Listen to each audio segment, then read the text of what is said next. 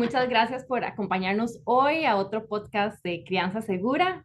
Estamos aquí con las psicólogas Diala Castro y Mónica Berrocal, ambas expertas en la infancia y muy dedicadas a estos temas. Además, que nos van a conversar hoy, vamos a hacerles algunas preguntas sobre un tema muy interesante que son las experiencias adversas de la infancia. Entonces, primero vamos a aprender un poquito qué son. Obviamente, cuando los chicos crecen, cuando uno creció también, hay todo tipo de experiencias por las que pasamos y diferentes tipos de estrés. Hay estreses que, digamos que son estreses que nos ayudan a crecer, a desarrollarnos, a aprender cosas nuevas, pero hay otro tipo de estreses que son recurrentes al punto que se vuelven tóxicos y realmente tienen un impacto en nuestro crecimiento y nuestro desarrollo y pues nos pueden impactar hasta ya de adultos. Entonces, hoy vamos a hablar un poquito de esto, que es un tema muy importante y también muy emocionante porque entre más aprendamos de eso, más podemos ayudar a los niños en nuestras vidas y también podemos ayudarnos nosotros como adultos, siempre estar mejorando. Entonces, para empezar, quería preguntarles a Diala y a Mónica si nos podían explicar un poquito qué son experiencias adversas de la infancia.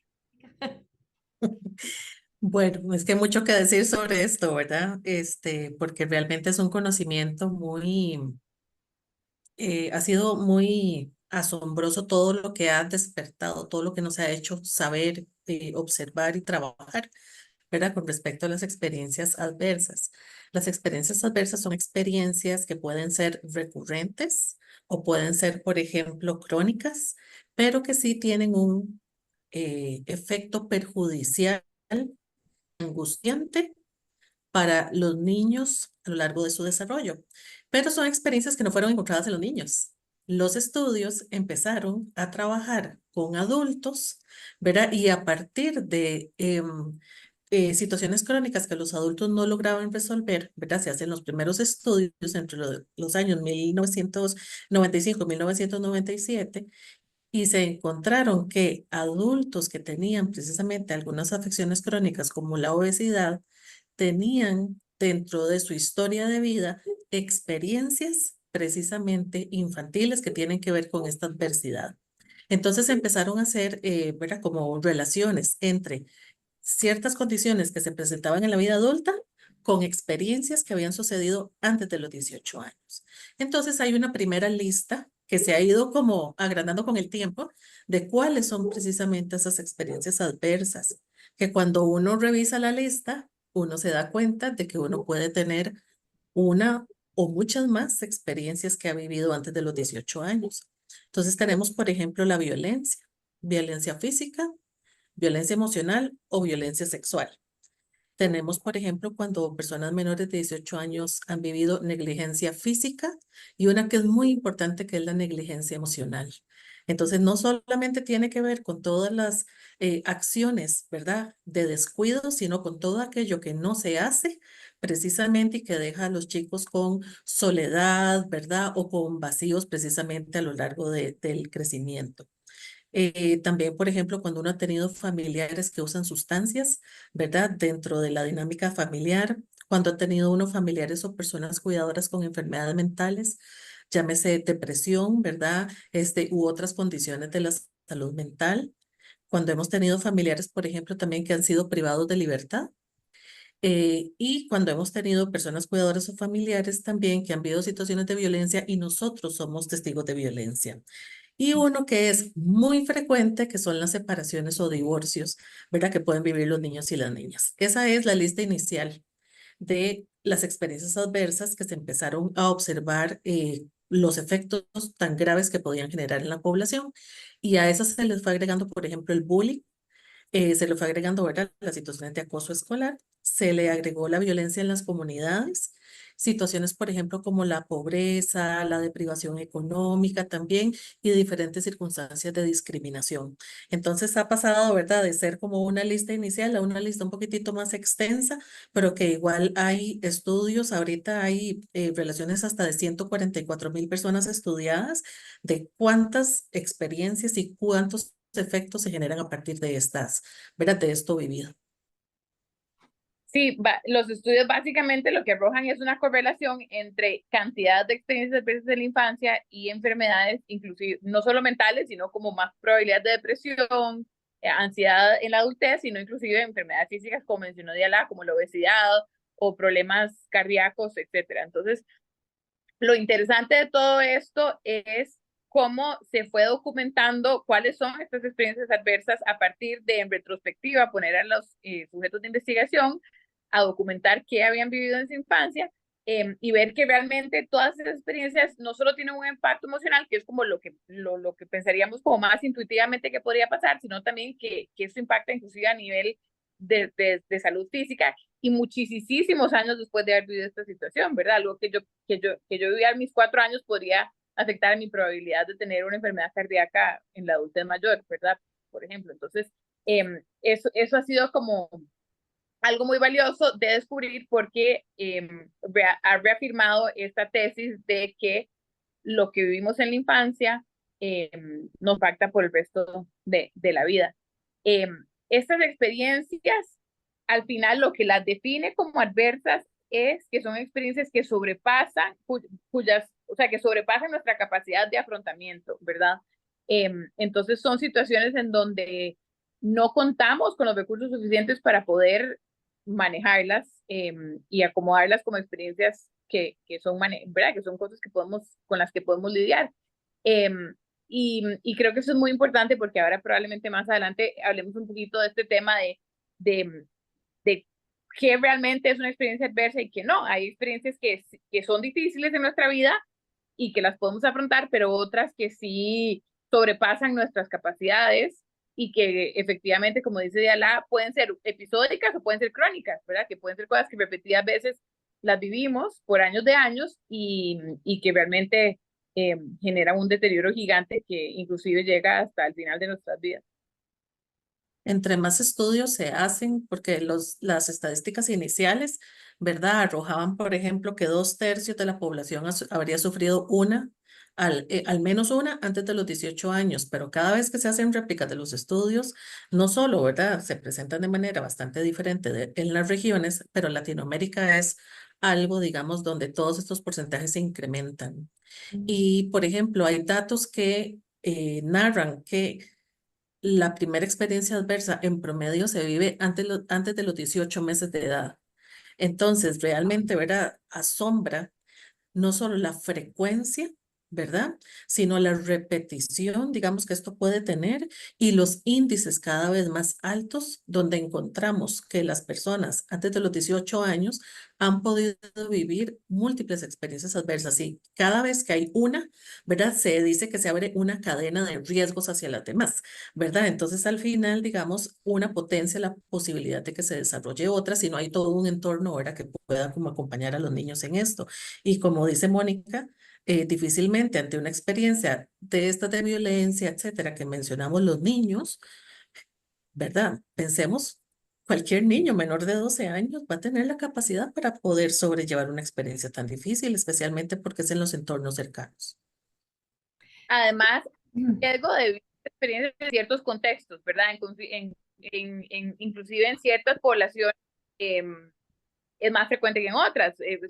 Por ejemplo, poblaciones marginalizadas, en pobreza, en situaciones donde son víctimas de racismo, etcétera, es mucho más probable que pasen este tipo de situaciones y por lo tanto pasen en contextos que ya de por sí no son muy acogedores, ¿verdad? El contexto facilita que pasen y a la vez el contexto no tiene la capacidad de acoger a un niño, entonces no solo pasan más, sino que se acogen menos. Sí, eso a mí me parece súper interesante. Bueno, varias cosas que han mencionado. Uno, que estas experiencias no solo nos afectan a nivel emocional, que es tal vez lo que uno pensaría, sino que afectan literalmente nuestro cuerpo también. Y yo creo que parte de la idea de esta conversación es entender, ¿verdad? ¿Qué son esas experiencias y también qué podemos hacer al respecto? No quiere decir que porque uno pasó por experiencias adversas, aunque quisiéramos que todos los niños del mundo y que todos tuviéramos una infancia totalmente segura, pues sabemos que esa no es la realidad. Y ahora vamos a hablar un poquito, ¿verdad? De diferentes experiencias que tenemos en la infancia y como algunas sí pueden ayudarnos y otras son estas que tenemos que manejar.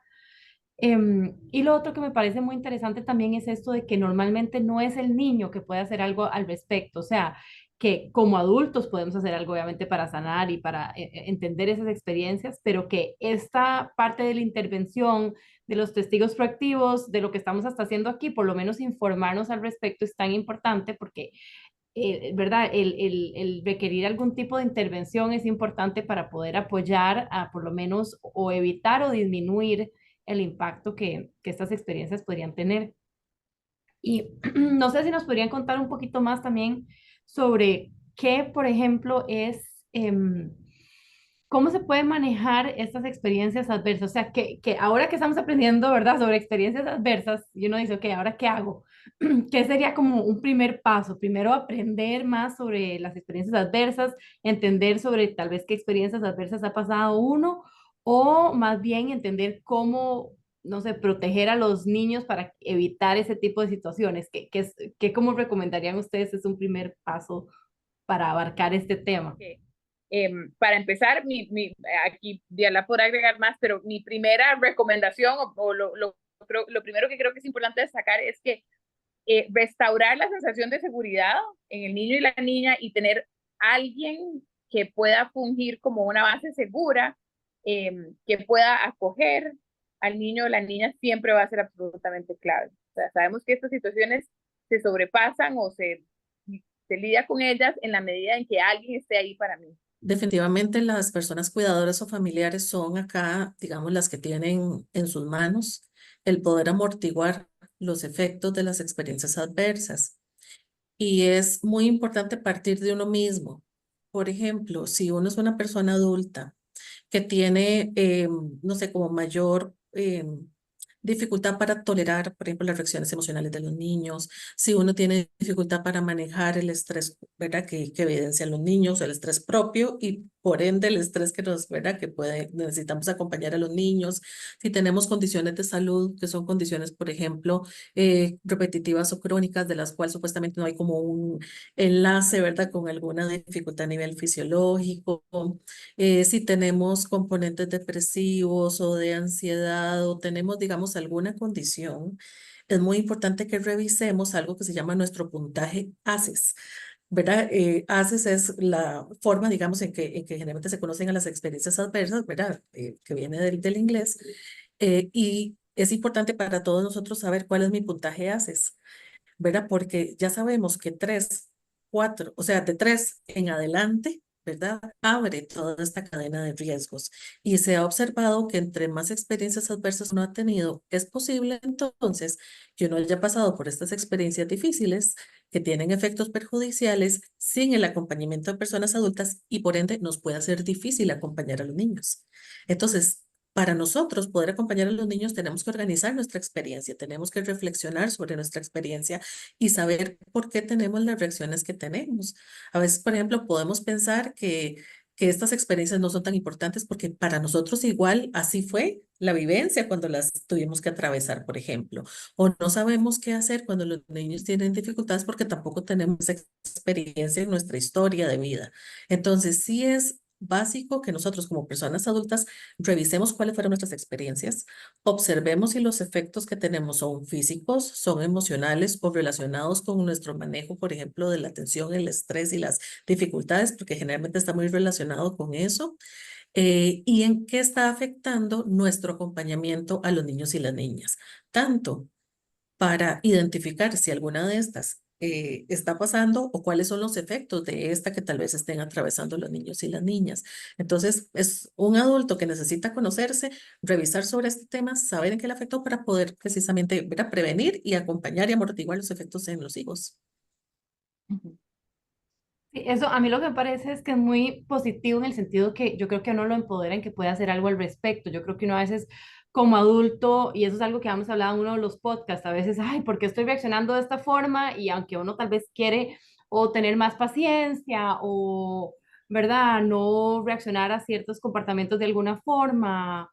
Y a veces nada más, por más de que uno quiere, pues el cuerpo o la mente están reaccionando de alguna forma por experiencias que uno ha tenido, pero yo creo que el entender que hay una razón, hasta por algunas condiciones físicas, ¿verdad? O de salud que algunas personas puedan sufrir, como que nos empodera para primero no juzgarnos, entender que es obviamente por algo que se pasó y también que se puede hacer algo al respecto para eh, apoyarnos y después también, digamos que poder responder mejor también a las necesidades de los niños y al crecimiento, digamos, integral que queremos apoyar en ellos. Podemos hacer algo al respecto, ¿verdad? Podemos, para empezar, una vez que pasan, podemos tomar acción para prevenir que vuelvan a pasar. Pero también existen tratamiento, ¿verdad? Tratamiento psicológico, psiquiátrico, redes de apoyo, intervenciones ¿verdad? De mantener al niño en sus diferentes ambientes, ¿verdad? Seguro, etcétera. Experiencias reparadoras también, que no necesariamente son solo dentro del ámbito de psicoterapia, sino inclusive hasta a nivel como deportivo, de comunidad, de amistad, etcétera, que pueden permitirme resignificar lo que me pasó y amortiguar el efecto, ¿verdad? Entonces yo creo que eso es muy importante, no verlo como una condena de que, ¿verdad? Si ya yo viví esto, no hay nada que pueda hacer, estoy condenado, ¿verdad? A vivir una vida llena de dificultades, no entender que nuestro cerebro, así como se impacta muchísimo por las situaciones difíciles, y estas marcan literalmente nuestra anatomía cerebral, ¿verdad? También tiene plasticidad y tiene posibilidades de reparar, ¿verdad? Y de realambrarse. Entonces, eso es clave, no, pensar que no es una condena, que podemos hacer algo al respecto. A mí me encanta este sueño, ¿verdad? Pensar en que existan escuelas y centros de salud que puedan explorar y hacer como un tamizaje de cuáles son las experiencias adversas que tienen en la población que acompañan, Mm. para que ese dato les permita no solo convertirse en escuelas sensibles, sino en escuelas que necesiten, ¿verdad? Como reenfocarse y en centros de salud. Lo que pasa es que la escuela es más permanente en el tiempo para los niños, ¿verdad? Pero necesitan reenfocar precisamente todos aquellos aspectos relacionales de seguridad, el entorno seguro, mencionando Mónica, ¿verdad? Hace un ratito, que puedan generar en un aula las experiencias reparadoras que acaba de mencionar. El contexto educativo, el comunitario también, ¿verdad? Pero el contexto educativo es tan valioso para poder saber, digamos, cuál es la población con la que yo estoy trabajando y qué necesito en las relaciones, en los contenidos, en toda la forma de abordaje que se da en las escuelas para poder precisamente mitigar y generar lo que se llaman experiencias positivas de la infancia. ¿Verdad? Porque también existen experiencias positivas que son experiencias creadas por las personas adultas, vividas por los niños, ¿verdad? Las experiencias positivas de la infancia las tenemos que generar y crear las personas que cuidamos y que acompañamos, que se van a convertir precisamente en esta oportunidad para que, por ejemplo, si los porcentajes de depresión aumentaban en posibilidad, disminuyan, ¿verdad? La ideación suicida, que está muy ligada con las experiencias adversas, de igual manera disminuye, ¿verdad? O sea, todos esos efectos, digamos, se van a ver muy disminuidos si existen estos tipos de estrategias, ¿verdad? Que se hagan desde el mundo adulto en los diferentes contextos en los cuales los niños se desarrollan. Sí, qué interesante eso. Yo he trabajado como mucho en el sistema público, en diferentes escuelas y también he visto como en diferentes países, digamos, que he ido a ver. Y de ahí sí, a unas comunidades es más un sistema de violencia, o sea, que uno ve, digamos, que para entrar a la escuela, ¿verdad? Están cuidando para que no entren con cuchillos, con pistolas, con otros lugares es un tema de que no hay puertas en los baños, que es mucho algo que nos pasa en Costa Rica, no hay puertas en los baños, no hay papel higiénico, es lo que más me pedían los chicos cuando yo iba a las escuelas. Puertas en los baños y papel higiénico, pero son cosas importantes. En otros es que tengan por lo menos una comida segura al día. Entonces, yo creo que entender eso es súper importante y no sé si esa es una pregunta muy difícil, pero para entender mejor, digamos, esto de experiencias adversas y también experiencias positivas, ¿qué sería como un ejemplo de una experiencia adversa y como de una experiencia positiva que entonces nosotros, si podemos identificar esta experiencia adversa, podríamos generar alguna experiencia positiva como adultos o como comunidad? Podríamos pensar, por ejemplo, en niños o niñas que se desarrollan con cuidadores con una, por ejemplo, condición de salud mental.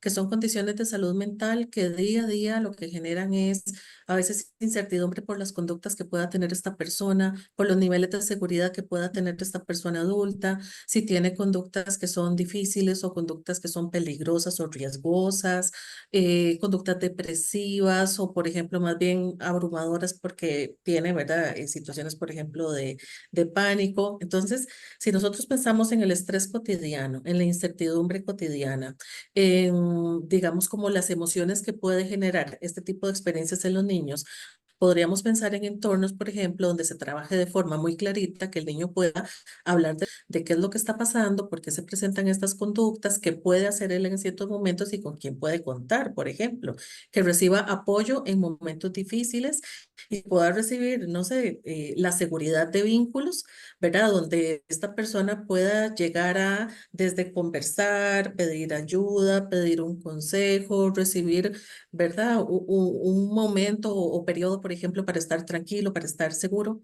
Esa conexión con otras personas adultas, esa conexión con la seguridad y con el mundo emocional interno ya genera toda una serie de factores protectores frente a esa experiencia adversa. Entonces ahí podríamos pensar en una, como en una, ¿verdad? Con esto que estás preguntando, ¿verdad? Si se presenta una experiencia adversa, ¿cuáles pueden ser algunos factores de experiencias positivas o de experiencias protectoras? Inclusive podemos irnos como a situaciones como de lo más básico, elemental, y pensar que niños y niñas que no tienen que comer en sus casas, eso por supuesto que es una experiencia adversa, ¿verdad? De sus necesidades, que tengan la posibilidad de saber que pueden ir a su escuela y van a recibir un desayuno, van a recibir un almuerzo, van a recibir una merienda, ¿verdad? Desde cosas así tan básicas, ¿verdad? Que le generan al niño la sensación de seguridad, de estoy atendido y mis necesidades más básicas como la alimentación están atendidas. O niños que tal vez llegan a sus casas a presenciar situaciones de negligencia o falta de cuidado porque sus figuras ¿verdad? De cuidado no pueden estar ahí por situaciones laborales o de otra índole, que tengan espacios seguros después de la escuela para ir a estar ahí, ¿verdad? Espacios deportivos, de artes, etcétera, con cuidadores que van a estar ahí promoviendo el desarrollo de nuevas destrezas, de amistades, ¿verdad? De momentos de seguridad y de disfrute. Eh, Son muchas cosas, ¿verdad? O sea, al fin y al cabo creo que la gran sombrilla de todas estas experiencias positivas son experiencias que brinden una sensación de seguridad de cualquier tipo, ¿verdad? Ya sea desde la parte alimenticia, ¿verdad? Que alguien me va a cuidar, que alguien está ahí para mí, que me voy a sentir acompañado, que voy a sentir que soy importante, ¿verdad? Al fin y Yo al le agregaría también que necesita ser una seguridad que sea sistemática, ¿verdad? Que no sean experiencias aisladas, sino que pueda ser algo regular.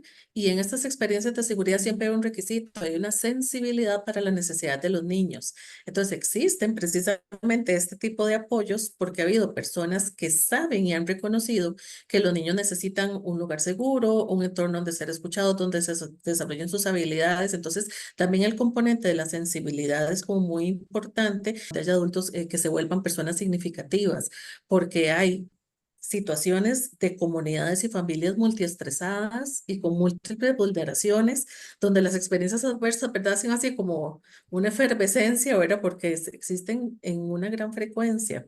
Pero tener estos componentes, que haya lugares conocidos, reconocidos, seguros, sistemáticos, etcétera, puede marcar una diferencia realmente importante para la vida de los niños y las niñas. Y qué importante esto que mencionan de la regularidad, porque es cierto, ¿verdad? A veces tal vez uno va, ayuda en algún lugar o hace alguna experiencia positiva y hasta uno ve a los chiquitos así al final porque es como, ¿verdad? Ya fue una vez y no saben, y pues una vez es mejor que nunca, pero obviamente el poder dar esa regularidad donde aunque sepan que es una vez al mes o una vez a la semana o ese espacio todos los días en la escuela, pero es algo como que va a estar ahí para ellos como un ancla, ¿verdad? Que por lo menos como un ancla segura que pueden contrarrestar a veces situaciones que no necesariamente podemos ir a todas las casas a hacerlo. No, es que uno de los componentes más importantes de la seguridad es que sea predecible, ¿verdad?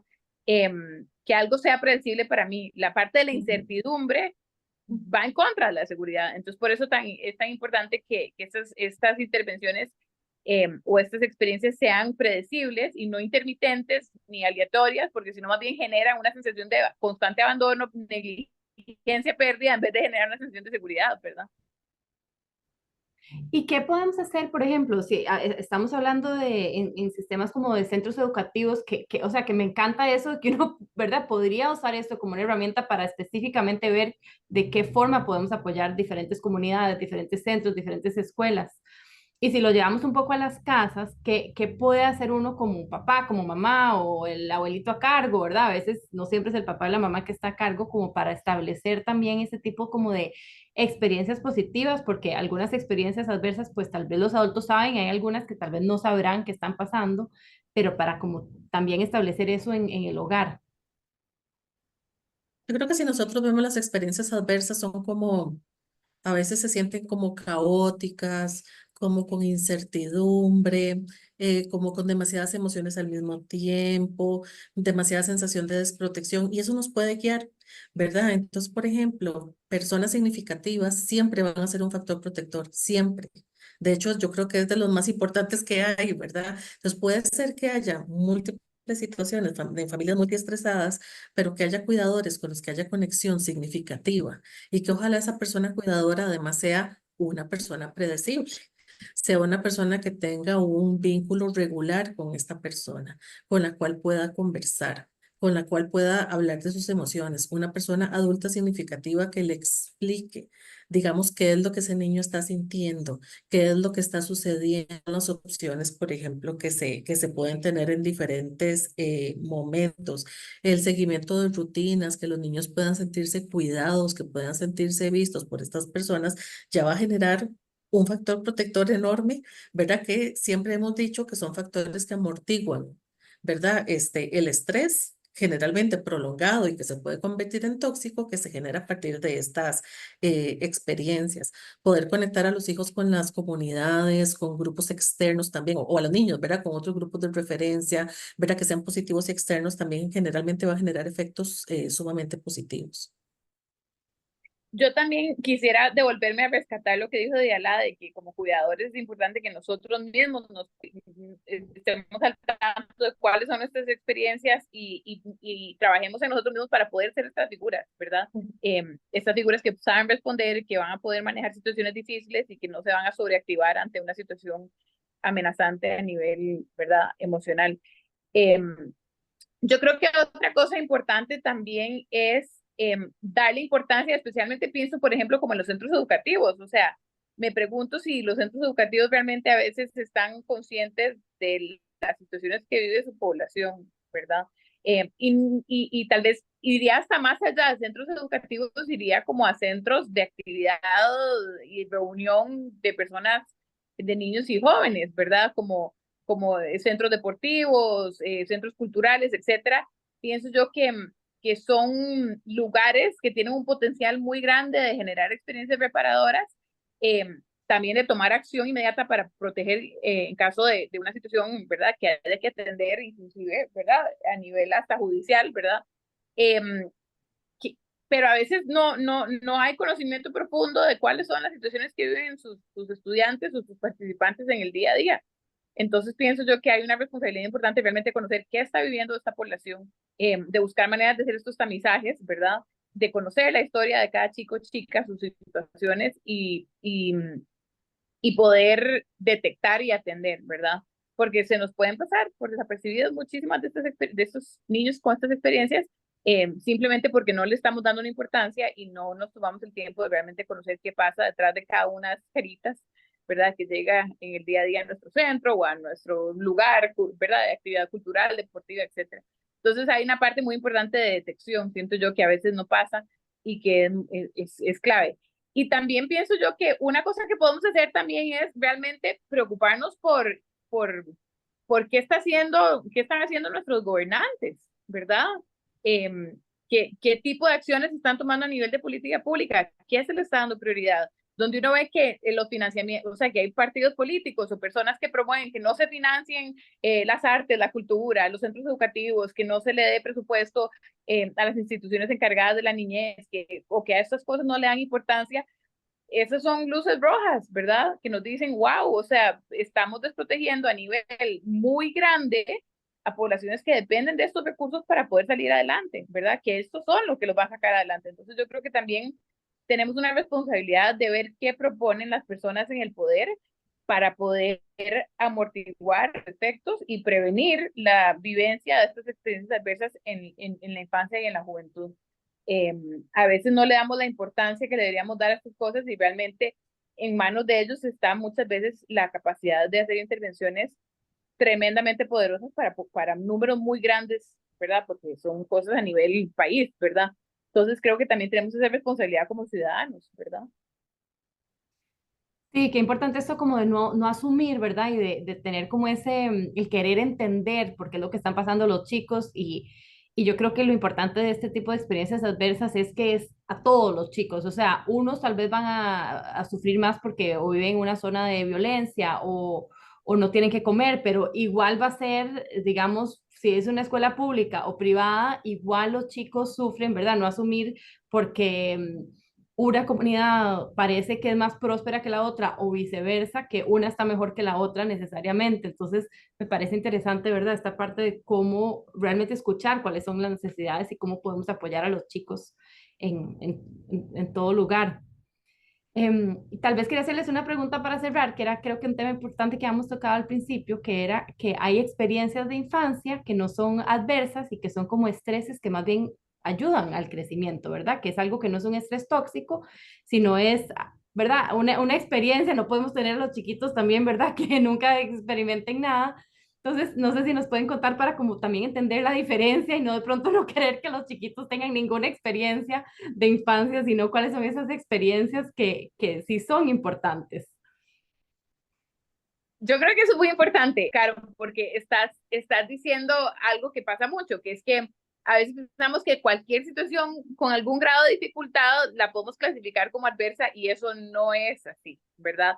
Para eso tal vez hago una mini explicación como de cuáles son estos niveles de estrés que podemos vivir como personas y creo que lo podemos resumir en tres grandes categorías, ¿verdad? Está el estrés tolerable, perdón, el estrés positivo, que es, lo pondríamos como en color verde, ¿verdad? Como el verde, si usamos los tonos del semáforo, este sería el estrés que nos generan situaciones cotidianas que pueden ser difíciles, pero que tenemos herramientas para poder sobrellevarlas y sobrepasarlas. Estas son las que ahora voy a, después de explicar estos tres niveles, voy a explicar por qué son importantes y cuáles son y por qué no son adversas. Luego está el estrés tolerable, en donde tal vez vivo una situación que es muy difícil para mí, que puede estirar o sea, puede estirar, sí, como mi capacidad de lidiar con esta situación. Puedo vivir niveles muy altos de estrés, pero de alguna manera hay factores que me ayudan a sobrepasar esta situación y lo puedo manejar, ¿verdad? Después está el estrés tóxico, ese sería el amarillo. El estrés tóxico sería el rojo, ¿verdad? Que es el estrés que generan las situaciones adversas de la infancia, ¿verdad? Que son situaciones que generan niveles tan altos y crónicos de estrés que sobrepasa cualquier capacidad de yo poder lidiar con ellas, ¿verdad? El estrés positivo se llama positivo o la comunidad científica lo ha denominado como positivo porque lo necesitamos, ¿verdad? Necesitamos como personas vivir situaciones difíciles porque cuando vivimos situaciones difíciles, dando ejemplos como por ejemplo, no sé, subirme a dar una presentación frente a mi escuela, competir en una competencia de natación que me puede generar una ansiedad enorme y puede ser que llore un poco y que la noche antes no duerma y que pase una semana preocupada, pero bueno, competí en la natación, me sentí contenta al final, lo logré, ¿verdad? Ir a un lugar, en una escuela nueva donde no conozco a nadie, muerta de miedo y llena de nervios, pero me acomodo, me acogen y eventualmente me acomodo, ¿verdad? Situaciones que viven los niños y las niñas donde se sienten muy asustados y puede ser que no duerman y que estén preocupados unos días antes y que estén angustiados y que lloren un poquito, que, ¿verdad?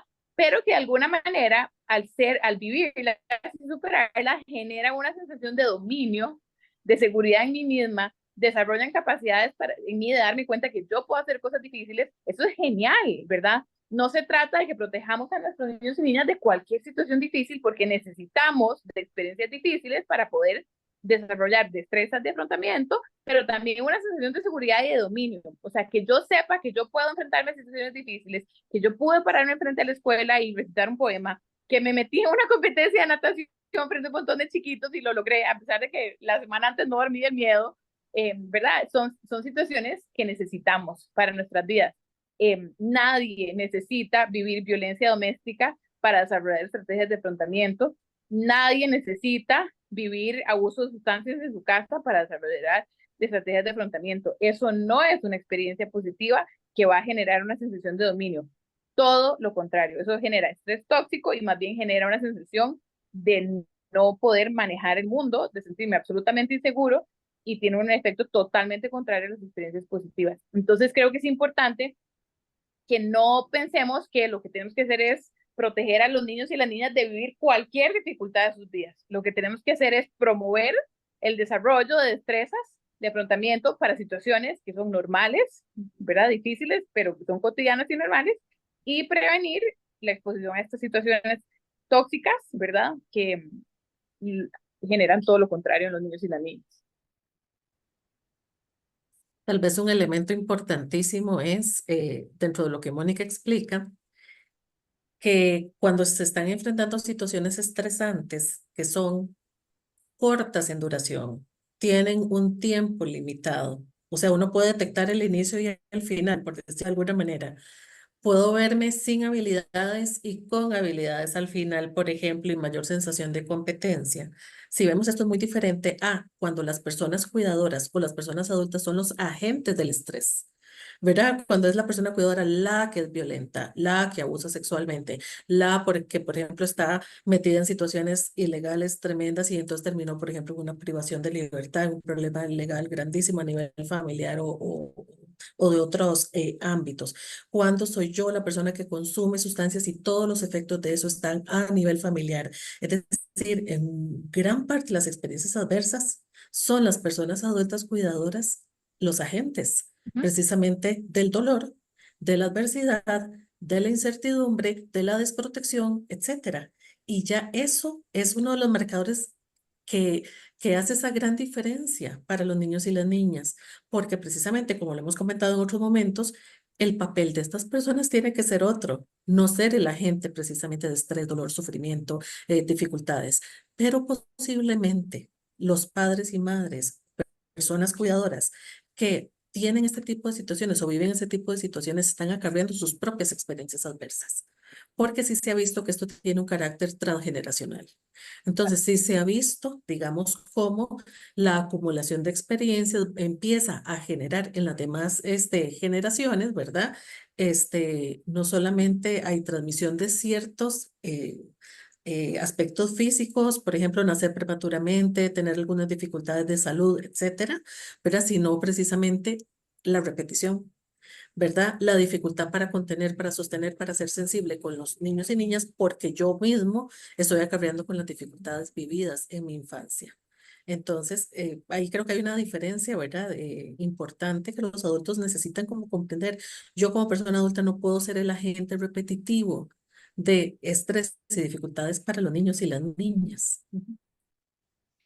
Qué importante eso y también nos empodera a que si queremos ser un agente, el adulto que es más bien el agente seguro, ¿verdad? La persona estable, que de ahí sí, muchas veces tenemos que empezar con nosotros mismos, entendiendo que está bien si pasamos por experiencias difíciles, en el sentido de que hay que reconocerlas y que hay que entender porque también hay ciertos comportamientos o ciertas cosas que están pasando, pero entonces ese como que cuido personal y atención y aprender cómo a regular, ¿verdad? Las experiencias que uno ha tenido y que se pueden pues convertir después en formas de también aprender y colaborar y contribuir a los demás con nuestras experiencias aprendidas, pues eso nos ayuda a tener esa estabilidad. Y me deja pensando en como adultos qué importante también nosotros generar como esa estabilidad y esa regularidad de seguridad para nosotros. Si es una vez a la semana que sacamos para, ese es mi rato, todas las semanas donde es mi rato, donde voy a ir a leer un libro, donde me veo con un grupo de amigas, amigos que me siento seguro para tomarme un café, pero qué importante sentirnos que está bien sacar esos ratos y que más bien sacar ese espacio con regularidad que nos genera seguridad a nosotros va a ayudar a que nosotros después podamos como crecer ese círculo de seguridad y, ¿verdad? Pero llevárselo a otras personas, a otros niños. Como que me parece muy bonito el recordar como que podemos hacer algo y que está bien, o sea, que a veces cuidarnos está bien y es importante porque más bien va a tener un impacto positivo después en todas las personas a nuestro alrededor también.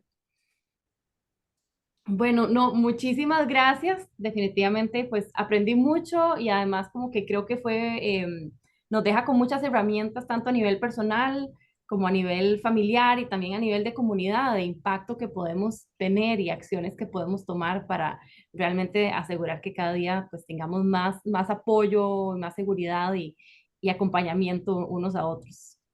Entonces, muchas gracias y nos vemos el próximo mes. Buenísimo. Gracias. Chao, gracias. Gracias. Chao.